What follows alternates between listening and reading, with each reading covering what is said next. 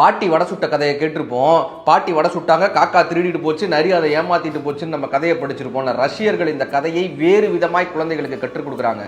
ஒரு பாட்டி வடை சுடுறதுக்காக எண்ணெய் சட்டி எடுத்து வைக்கிறாங்க. ஒரு காகம் வருது, பாட்டி எனக்கு ஒரு வடை கூட பாட்டின்னு கேட்குது.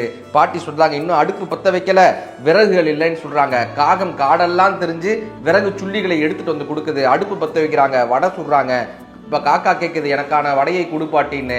பாட்டி சொல்கிறாங்க, வியாபாரம் நடக்கட்டும், உனக்கு கொடுக்குறேன்னு சொல்கிறாங்க.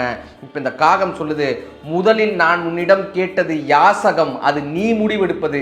இப்பொழுது நான் கேட்பது என் உழைப்பிற்கான ஊதியம், அது நான் முடிவெடுப்பது. ஊதியத்தை கொடுத்து விட்டு வியாபாரத்தை பார்ன்னு அந்த காகம் சொல்லிவிட்டு தன்னுடைய ஊதியத்தை வாங்கி கொண்டு ஒரு மரத்தின் மீது போய் உட்கார்கிறது. அங்கிருந்து ஒரு நரி வருது. நரி வந்து சொல்லுதான், காக்கா நீ அழகா இருக்க, ஒரு பாட்டு பாடேன்னு சொல்லுதான். அந்த காக்கா அதில் மயங்கி வாயை திறக்கிறது, வடை கீழே விழுகிறது. என்னப்பா அர்த்தம்னாங்க, தொழிலாளர்களை புகழும் பொழுது தொழிலாளர்கள் பலவீனப்படுகிறார்கள், அந்த பலவீனத்தின் மூலமாக தனது பலத்தை இழக்கிறார்கள். வடை கீழே விழுது, நரி அதை பெற்றுட்டு போகுது. என்னடா அர்த்தம்னா, இடைத்தரகர்கள் புத்திசாலிகளாக இருப்பார்கள், அப்படி அந்த நரி பெற்றுக்கொண்டு போகுதுன்னு நம்ம கதையை முடிச்சிருப்போம். ஆனால் ரஷ்யர்கள் அப்படி முடிக்கலங்க. அந்த காகம் என்ன தெரியுமா பண்ணுச்சு, தன் சக காகங்களை, தன் சக தோழர்களை அழைக்கிறது.